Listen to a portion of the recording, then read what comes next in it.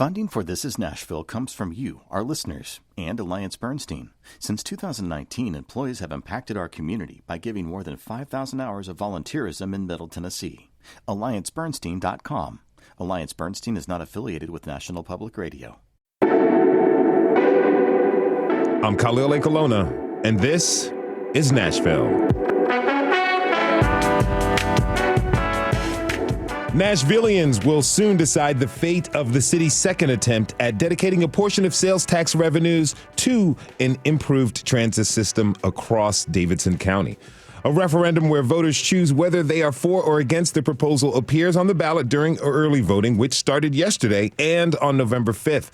The proposed referendum would provide $3.1 billion in dedicated funding over a 15-year period to create bus rapid transit corridors, add 86 miles of new sidewalks, build a dozen new transit centers, and update traffic signals, among other efforts. Now, today we've assembled a panel with in-depth knowledge of the transit plan and referendum to answer your questions and to take your comments. So what are your concerns about the plan? What questions do you have about the cost or which way it will be funded? Are you planning on voting for or against the referendum? And tell us why. So you can call us up at 615-760-2000. That's 615-760-2000 with your questions or comments. Now I'd like to introduce our guests for the hour. Yes, we have them for the entire hour. Cynthia Abrams is the Metro reporter here at WPLN. She's been covering the transit referendum. Professor Craig Phillip is a research professor and the director of the Research Center for Transportation and Operational Resilience at Vanderbilt. And Ashley Northington is the chair of Moving Forward Middle Tennessee. I want to express thanks to you all for being with us today. Really appreciate it. Thanks for having us. Yeah, thanks for having here. me. Really great. Okay, and again, we want to hear from you. That's what these Thursdays are all about. So what are your thoughts and questions about the transit plan? Give us a call, 615-760-2000. That's 615-760-2000. Okay, we're going to start with some of the basics. Cynthia, what is the referendum? Tell us how it came to be and who gets to vote on it. Yeah, so in Tennessee, there's a state law that says local governments can ask voters to dedicate portions of some types of taxes specifically to fund transit. The law requires that local governments develop a transportation improvement plan detailing, what would be improved and how funds would be used. Voters will have the final say as the referendum appears on ballots this election day, or already has begun during early voting. And so that's what we've seen Mayor Freddie O'Connell develop. He's selected this type of tax that he's looking to raise, which would be a 0.5-cent sales tax increase. And he's kind of outlined the things he'd like to fund with that increase. And Davidson County residents are the only ones who can vote on this. People from Rutherford County or other ones can't sneak in and add their vote.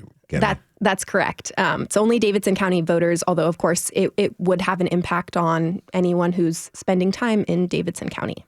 Tell us this. What's included in the referendum? So there's a lot there. The plan attached to the referendum is 94 pages long. And, we could keep in mind that if the referendum passes, it would be fleshed out further. But for now, it outlines kind of what types of transit upgrades would be made if it's approved. So again, that's bus rapid transit, which you mentioned. That's 86 miles of new sidewalks, a dozen transit centers all around the city. And again, this would be funded through a 0.5-cent sales tax increase, as well as what the mayor's office thinks will be around $1 billion worth of federal funding that the city would be competitive for if we were able to establish a local match. Okay, now I understand that Metro Nashville is following the requirements of the state's Improve Act, which allows for individual cities to vote on transit, like you said to us. Can you give us a little bit more information about the Improve Act and what it requires? Yeah, so the Improve Act is that state law that we mentioned. So it was established in 2017 by former Governor Bill Haslam. And it says that local governments can ask voters via referendum to dedicate some portions of taxes to fund transit. Right now, Nashville has no tax specifically dedicated towards transit, unlike most cities in the U.S. And so the Improve Act lays out specific requirements for how to go about this. They have to develop that transportation improvement program. That's that 94-page plan we were talking about, detailing what would be improved and how the funds would be, what taxes would be raised to fund it. This is also subject to a third-party financial audit, as well as approval from the Metro Council and the state comptroller. all of which have happened, which means that it is now on people's ballots as they're going to the polls. All right, thanks for that. Ashley, does meeting all the requirements of the Improve Act come with any funding from the state? No, it doesn't come with any funding from the state. That is why the referendum is so important. The referendum is what voters will decide on this half-cent sales tax.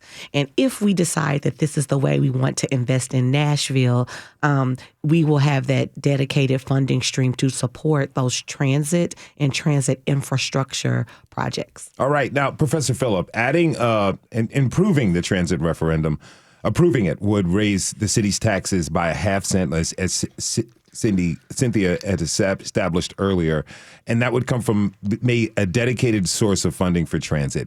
The sales tax hike is known as a regressive tax. Can you tell us what that means? Well, the kind of, I'm not an economist, but the common sense is that a tax is regressive if it's paid, if you will, equally by people at various income stratas. So an income tax, for example, where people that make more pay more would be called a progressive tax, and a tax like a sales tax on a good or service where the person paying you pay the same amount whether you're low income or medium income or high income. That would be called a more regressive tax. And most of the taxes which would be allowed for to fund a project like this based on the Improve Act are regressive in some fashion, whether that's property tax or sales tax. A property tax, for example, on a $1 on a property of $100,000, the payee, the owner is paying the same amount of tax irrespective of their income.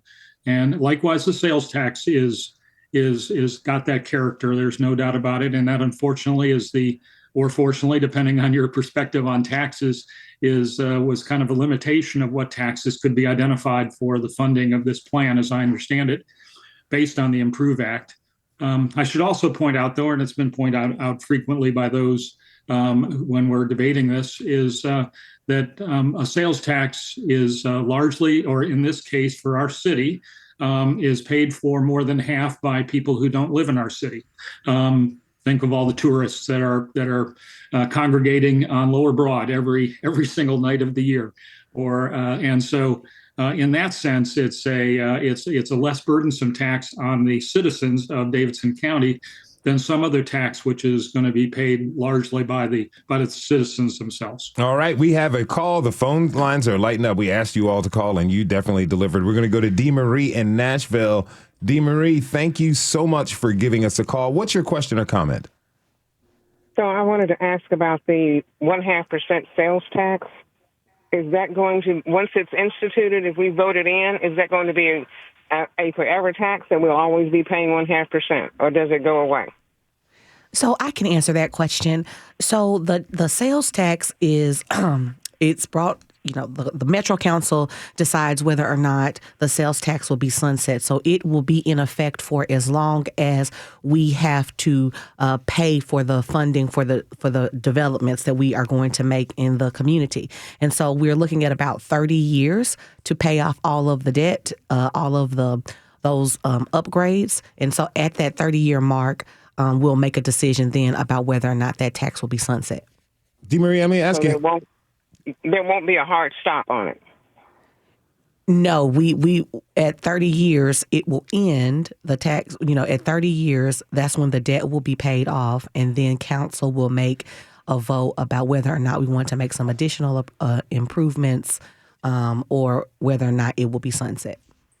Dee Marie, let me ask you, now that you have that answer, how do you feel about that? I'm a little uncomfortable. I know we have to fund it somehow. I guess I would feel better if we were going to just stop the 0.5% sales tax at the end of the 30 years, if that could be contracted into the agreement, because the average person won't even remember what that is when it was instituted. None of those things will be apparent in 30 years, but to put it in at the beginning would be a really good thing, that it just would stop. Because what you, in essence, doing is deciding whether you're going to add a 1% sales tax to our sales tax at the end of 30 years. And we're only doing it now because we want the transportation system to be better than what it is. That's my concern. All right. Thank you so much for your call. Really appreciate it. Okay, we're going to go to Lonnie in Sylvan Park. Lonnie, thank you for holding. What's your question or comment? Well, my comment involves the discussion of tax, but I'm coming at it from a different way. My view of it is that we have spent more money, or we're going to continue to spend more money by kicking the can down the road if we don't pass this on a third time. And I would love to hear what the panel might say about what costs have we incurred because we didn't pass this the last time. I was so frustrated that we had millions of federal funds just sitting there waiting for our city to put into effect, and it didn't happen. And I'll add this to it. I think your listeners should know that the entire inner corridor of Davidson County voted for the last referendum. So you're implying that the outer corridor didn't vote? Well, and they benefit from all the tourism tax revenue in the same way that the inner corridor does. But my question is mainly, what are the costs of not passing this? You know what I mean? Because to think about all that millions of federal funding just sitting there ready, just waiting for, waiting for the green light, and we didn't get that. And it feels like kicking the can down the road and passing up yet another opportunity for a necessary investment in this city. You can hear the frustration in Lonnie's voice. Anybody in the panel want to take that? I'll be glad to jump in. Okay, go ahead. Start with Professor, you first. Lonnie, you use a great metaphor there in talking about waiting for the green light, and we have just opened a transit center or a traffic operations center in the city just in the last 2 weeks, and I suspect if we had funded one of the earlier projects, we would have that already. So we are as a city, we are decades behind our peer cities around the country, nearly all of whom, I think it's 46 out of 50, have a dedicated tax devoted to transit and transportation and mobility. And one of the reasons that's so important, and you appropriately identified, is we have not had access to the federal funding, part of which is what we already pay as citizens of the United States to underwrite some of the bigger projects. Many of the new funding streams that were established in this current administration are focused on transportation and mobility, and the city has not had access to those funds because we don't have the dedicated matching dollars which those funding proposals require of the person who's applying for the funds. So I would tick down every one of the elements of this plan and say we are more behind than we were when we voted down the last transit referendum. The service improvements of the bus system, more denser services, the transit centers, the sidewalks, the improvements to signals. All of those things were things we could have focused on 5 years ago, even 10 years ago, if we had had the opportunity to set up a dedicated source of funding, as we're having the opportunity to do this month. All right, Cindy. Yeah. There are a couple things I would say. We have examples in Nashville of us missing out on federal dollars, like Professor Phillip kind of mentioned. North Nashville Transit Center a few years back did miss out on some federal dollars, which kind of delayed its opening until the city was able to get state funding that allowed it to open. So that is a key part of the plan, is establishing a local match makes us more competitive for federal funds, especially those that have been put in place under the bipartisan infrastructure law, which is set to expire in 2026. So if the referendum is not approved, those are federal dollars that we may not be able to access. I would also say, I think we got a question about the cost of the current plan, which on the ballot says $3.1 billion.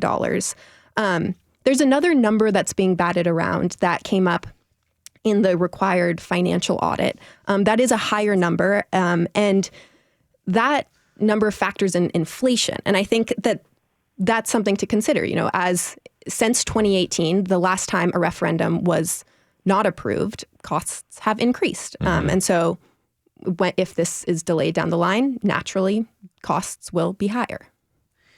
Yeah, and I think the one thing that I wanted to say about this is, well, there's two things. First, if we do nothing, our pain that we are currently experiencing as we traverse along our major corridors, say Nolensville Road, Murfreesboro Road, Gallatin Pike, our pain will get worse. And so the cost of doing nothing is that 5 years from now, we'll be in an even worse predicament. The facts are that the region is expected to grow by 1 million more people by 2040.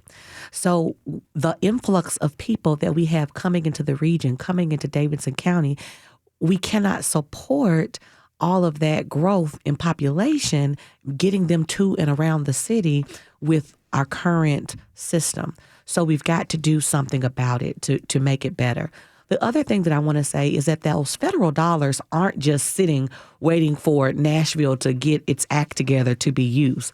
What is actually happening is that those federal dollars are going to other cities. So Indianapolis, when it is redeveloping its transit centers and its transit system, they're using the money that was supposed to go to Nashville. So if we do nothing now, what's going to happen is that our tax dollars, the federal taxes that we all pay, they're going to end up going to other cities. So it would behoove us to take action now so that we can reclaim approximately $1.4 billion of federal tax dollars so that we can reinvest it into our community. All right, Lonnie, thank you so much for that call. We're going to move on and take a short break.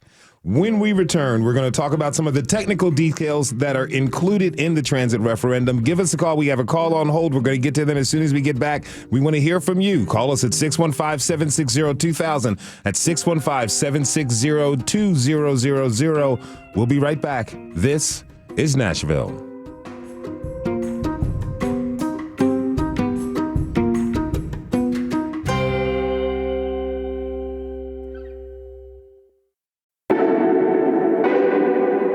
I'm Khalil Ekolona, and this is Nashville.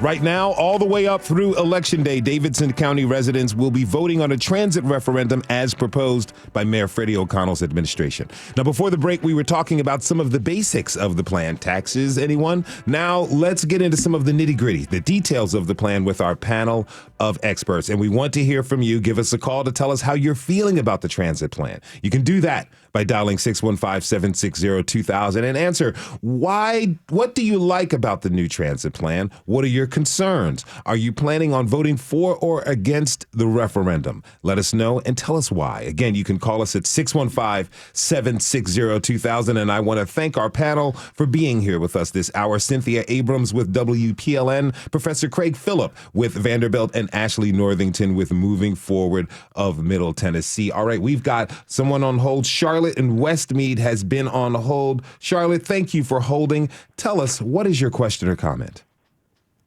I guess just a comment. I'm voting yes on the transit tax. In west part of Nashville, I've seen a lot of signs that say to vote no, and it's discouraging that they're in the lawns of what seem to be very affluent homes. And my thought is, like, these people don't need to rely on transit. I hate for them to influence voters to vote no on it. I've lived in a city that has amazing public transportation, and it's only going to help Nashville grow. It benefits our workers getting to work, students to school, even with our nightlife, being able to hop on a bus to go down and see a show and come home safely. So that's why I'm voting yes, and I hope others do too.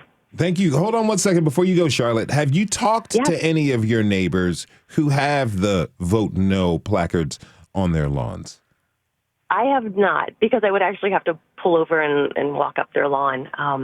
But the thought goes through my head every time I see it, like, you guys don't need a bus. Yeah. You got plenty of cars. Hush up. I understand. Well, thank you so much for calling, and really appreciate you adding your comment to the conversation. All right, I have something to say. Ashley, you make it a point of saying that voters aren't necessarily voting for a transit plan, but they're voting for this tax sales increase that will fund the plan. Tell us, why is that an important distinction? It's an important distinction because when we get focused on the plan and quibbling over the details, is there going to be a stop sign here, a street light here? We're losing sight of what the main thing is. We have to have access to funding to make the enhancements to our community. And I just want to say to Charlotte's comment, I think what is really important for all of us to understand is that this is not just about whether or not you want to ride the bus. It's not just about those folks who are so passionate about, their cars. This plan actually delivers something for everyone in the community. We're talking about the 86 miles of sidewalks. So, for instance, last year, the city was only able to construct approximately 6 miles of sidewalks. We'll be able to accelerate sidewalk improvement and development if we have access to the money. The one important thing that I want to talk about for those folks who are like, well, I'm not going to take a bus, is that this plan also funds a nearly an upgrade of 600 street lights. The street lights upgrades are really important is because that is how we keep the traffic flow moving. There have been many of us. I mean, how many folks have been stuck at a green light or at a red light rather, and no traffic is around and you're just sitting there. The enhancements that we're going to make are going to be sensitive to real-time traffic patterns so that people get more green light so that they can get where they need to go. So it's not just about making improvements to the bus system. It's really about delivering the sidewalk signals, service, and safety enhancements that are necessary for everyone to benefit in the community. All right. We're going to go to Charles in Murfreesboro. Charles, thank you for calling, my friend. What is your question or comment? Well, my comment is the fact that I will be voting against the referendum due to the fact that I don't think that our council and our mayor are understanding that this is not an issue that will be solved by more sidewalks and buses. There's a tremendous amount of people that drive into Nashville that work every day. And there's a tremendous amount of traffic that goes through Nashville every day, 40, 24, 65. This is a federal issue and a statewide issue. 840 needs to be completed, and we need to do something with the light rail that'll take people as far out as from Lebanon and these surrounding counties back in. And it's a long-term goal. I think if we go ahead and approve this referendum and start this, it's going to be a Band-Aid on a gaping wound that 5-10 years from now, we're going to look back at this and all the money that's been raised and look and say, this did not alleviate any traffic until we deal with all the traffic that comes through Nashville from people who live outside the county and all the traffic that comes through on that downtown loop. Nothing's going to fix that. So we need to deal with 840 and this light rail to bring people from surrounding counties that they work in Nashville in and out on a way that alleviates traffic for the long term. And that's going to be a federal issue, not a county issue. Ashley? That's my comment. Ashley? Yeah, so I love the passion. I love the enthusiasm. So one of the things that I want to say is that Moving Forward of Middle Tennessee is a group of business and community leaders that are focused on advocating for dedicated funding and transit solutions that work for the entire region, so not just Davidson County. So the caller is absolutely correct when he says that this is actually like a regional issue. The thing is, Davidson County has to go first. It has to be the first county because there's so many others. Wilson, Rutherford, Robertson. There are so many counties of folks that are connecting into Nashville every day. And so we have to take the first step so that we can build out a system that the other counties are going to connect to. That's one thing. The other thing is that this is a foundational plan. We do not have the dedicated funding to do light rail and some of the other investments that this caller has brought up. We have to start somewhere. This is a starting point. I also want to note that in 2018, when this was before voters, then they rejected light rail. So we've already had a plan that had light rail, that had all of those elements. Voters said that they didn't want that. They rejected that. This plan that we have currently is based on the input, more than 66,000 pieces of individual input from residents around the county, over 70 plus plans over the past 15 years. This is literally delivering on what people have said they've wanted for over a decade. So the notion that this is not going to solve the issue or that this is not what we need to do, Davidson County's got to go first. This is exactly what residents have been asking for, and we have to have a foundation to build from there. All right. Thank you so much for your call, Charles. Really appreciate it. Yes, you have a comment? Yes, sir. I was going to say, Khalil, I'll add, Charles, thanks for that great question. And that was rejected. Was Charles, hold on one second. I've got the professor would like to chime in. Yeah. Okay. Yeah, Charles, you've correctly identified that transportation mobility issues do not respect the political boundaries. And in an ideal world, we would take the 8 counties of Middle Tennessee and we would be looking coherently at the whole thing. And some other cities and regions around the country have done so. But as Ashley noted, there's a political reality here, and that is that the Improve Act requires that the counties operate on their own. There couldn't be a multi-county proposal that would be going for the voters, unfortunately. And I'll say with respect to light rail, and I think Ashley was noting that the light rail plan the last time did not get enthusiastically embraced. But one of the benefits of a solution right now, at least that is focused on buses as a primary mode of public transportation, is that as corridors are developed, and I'm thinking of the corridor going down to where you are in Murfreesboro, the I-24 corridor, and the governor does have a plan that's on the table to fund what he's calling choice lanes that would add, in essence, express toll lanes going all the way from Murfreesboro into Nashville. And those are explicitly designed so that buses could take full advantage of those lanes as they're being developed. And that then could be connected into whatever improvements are made into the Davidson County system. So, yeah, great. The reality is it's a regional problem. Right now, the solutions need to be attacked on an individual county basis. All right. Do you mind if I just pipe in there? Yeah, go for it. Yeah. So there is also a group called the Regional Transportation Authority. Yes. It's a group of county and city mayors in 10 counties of Middle Tennessee.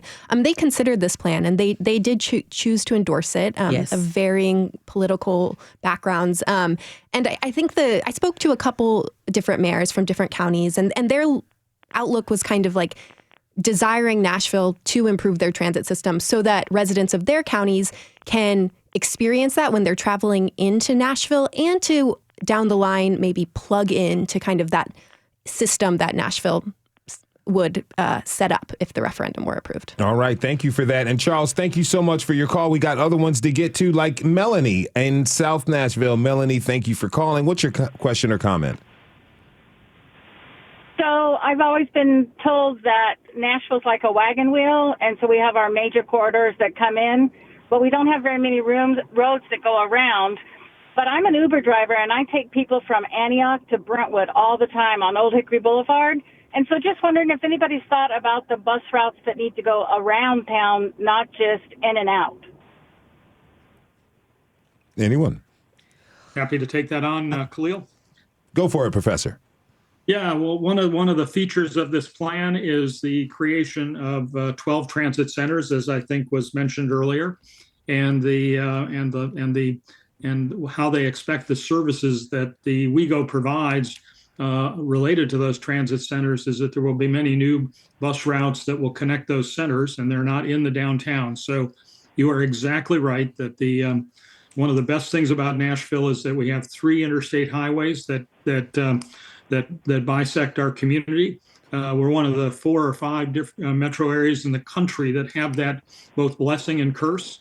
And our system has, and this goes back to the days of the trolleys, which were primarily hub and spoke into the downtown.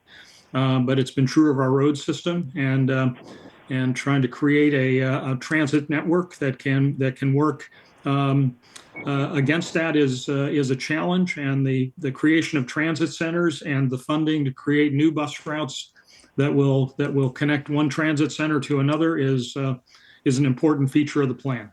All right. Thank you for that, Professor. And thank you, Melanie, for giving us a call. All right. Dee Marie, who called earlier, called back with another question.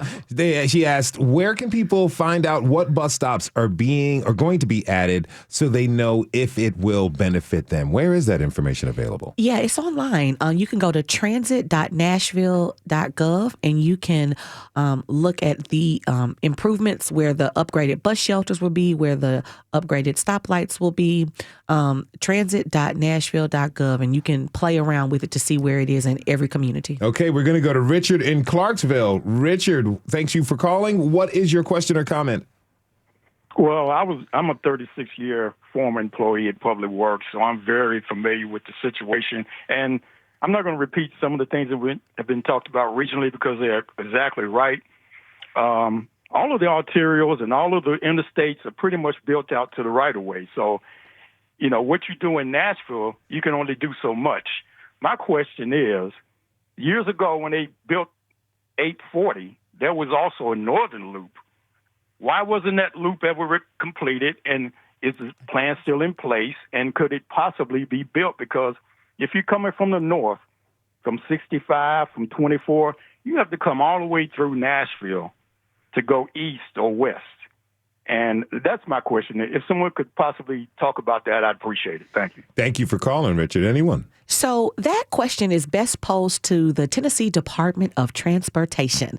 So it's really important to note that the city of Nashville and metropolitan government of Davidson County can only work on the roads that they govern. So, for example, Nashville wouldn't be able to do much with Broadway because that is a state road. So when you're talking about the interstates or you're talking about those other state highways, those are something that the Tennessee Department of Transportation would have to manage, not actually the city.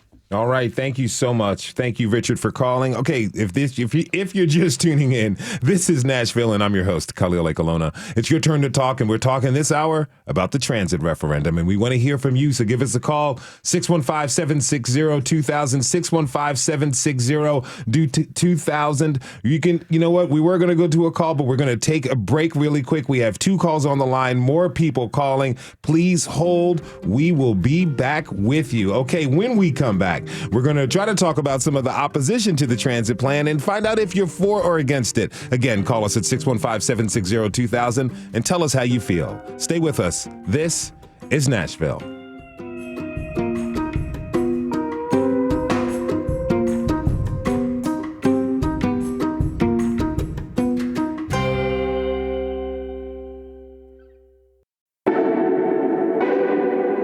I'm Khalil Ekalona, and this is Nashville.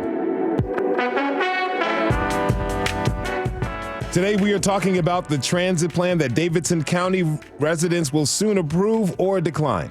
And we're also hearing from you about your questions and concerns on the transit plan. While some people are in support of it, others have expressed their opposition to the plan. And we have a panel of experts here to talk all about that. We wanted you to join the conversation by calling us at 615-760-2000, which you all have been doing, and we greatly appreciate it. And while you call, think about one of the questions. Do you ride the bus now? What's the experience like? What's preventing you from riding public transportation? Have you ever taken it to work? Or do you go to downtown or in other neighborhoods? Call us up, 615-760-2000. And I want to thank our panel for being with us, Cynthia Abrams of WPLN, Professor Craig Phillip with Vanderbilt, and Ashley Northington with Moving Forward of Middle Tennessee. The phones are on fire, so we're going to Kathleen in Nashville. Kathleen, thank you so much for calling. What's your question or comment?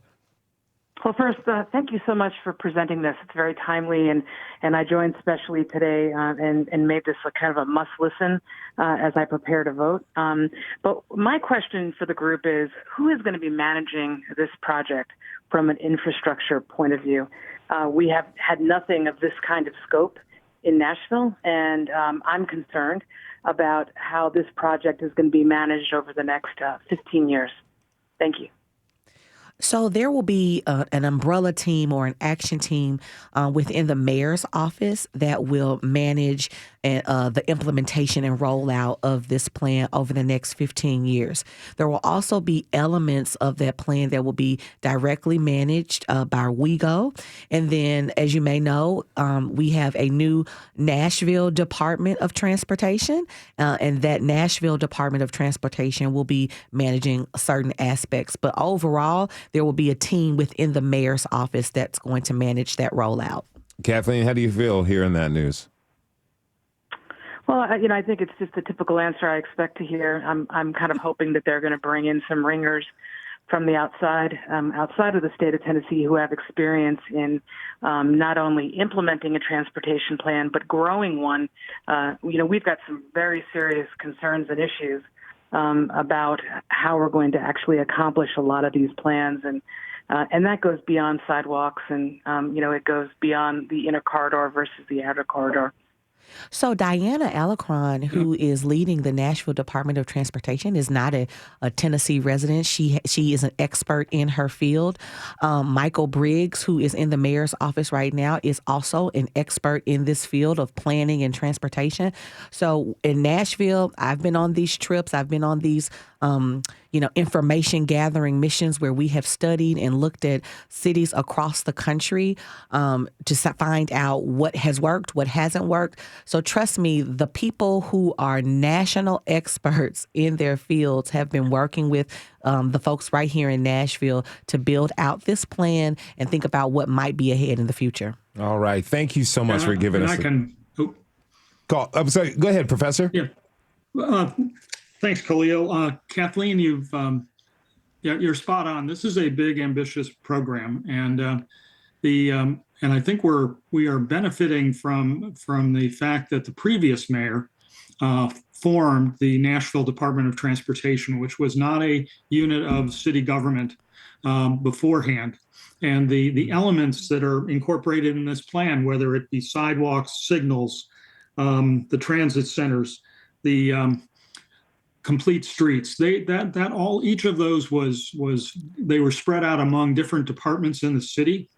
And Ashley correctly noted that not only did he create a new Nashville Department of Transportation, much like we have a Tennessee Department of Transportation at the state level, but he brought in a powerhouse, Diana, from out of state. Had experience in Florida and Arizona, as I remember. Yep. And she's been responsible for kind of setting up the Nashville DOT. They are responsible for the new operations center that was just opened recently.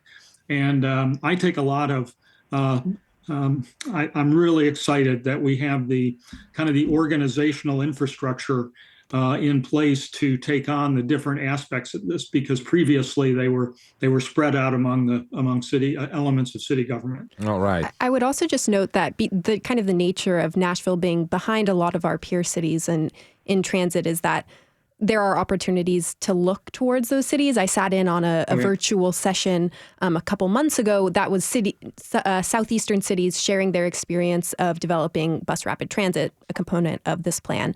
So I'd be interested to see how Nashville leaders kind of look to our peer or surrounding cities for guidance. All right. Thank you so much for that, Kathleen. We got a bunch of calls to get to. We're going to get to Eric in Murfreesboro. Eric, thank you for holding, my friend. What's your comment? Hi. So I just wanted to give a little bit of my perspective. I was in New York City for 3 days last week. And while I was there, I took public transportation everywhere. I didn't do any driving. I flew in, and public transportation got me from the airport to downtown. It got me to different parts of downtown. It got me to the different attractions that I wanted to see. It got me to the business that I needed to attend to. And on top of that, that's probably the most extreme example of, a really interconnected public transport system. But even with all of that, the roads were still packed and everything. Imagine if everybody trying to go see a Broadway show in New York City had to drive there. It would be impossible. It would be completely impossible. So I just wanted to leave this comment as sort of a food for thought for people if you want Nashville to grow without suffocating, we've got to have an easier way for people to get around. I mean, imagine if locals could go participate in downtown nightlife without having to pay $70 to park for a couple of hours.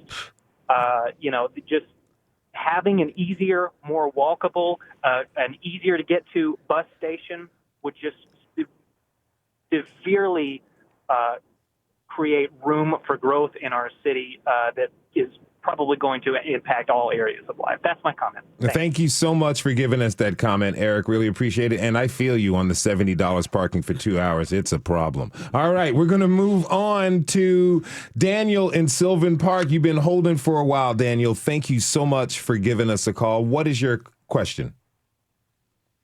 Well, thank you very much. I just wanted to ask the panel, so far as I've listened to the discussion, I feel like I have two options, either vote yes to solve this problem now or vote no and kick the can down the road.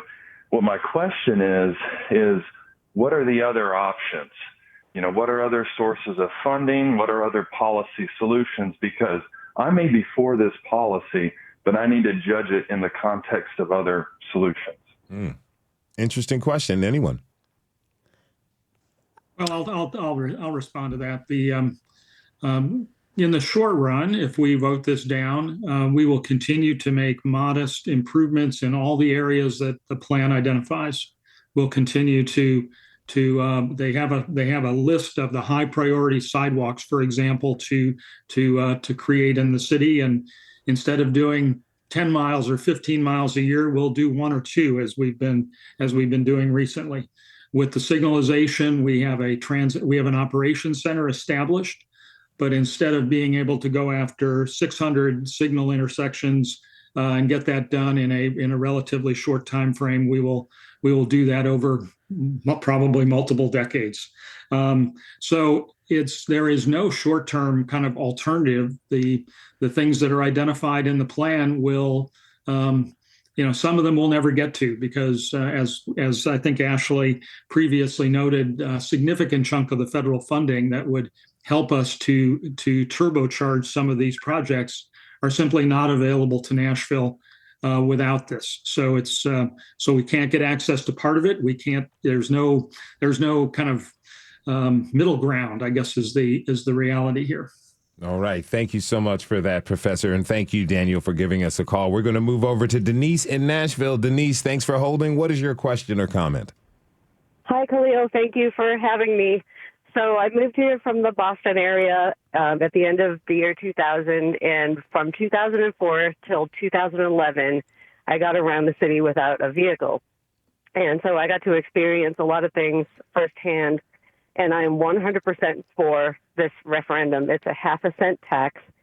And I voted no on the referendum in 2018 because it was going to benefit the tourists, which I feel like Nashville has given so much to tourism. And this is a way of giving to people who really, really need it, especially people who are living out in areas where they maybe can't get a decent job because they won't be able to have the transportation.